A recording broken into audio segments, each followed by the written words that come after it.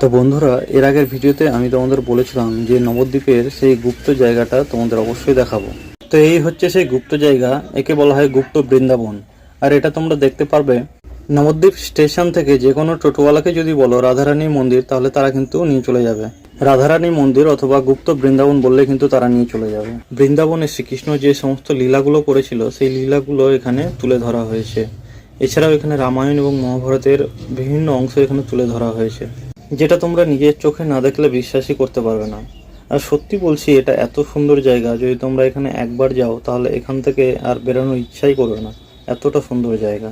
যারা যারা বৃন্দাবন যেতে চাও অথচ যেতে পারছো না, তাদের কাছে এটা কিন্তু বেস্ট অপশন হতে পারে বৃন্দাবন দর্শন করার। কারণ এখানে শ্রীকৃষ্ণের সব রকম লীলাই কিন্তু তুলে ধরা হয়েছে। আর আমি এটুকু শিওর, যদি তোমরা এখানে একবার যাও তাহলে এখান থেকে বেরোতেই চাইবে না। কারণ বৃন্দাবনে গিয়ে কেই বা তাড়াতাড়ি বেরিয়ে আসতে চাই বলো। আমিও এখানে যাবার পর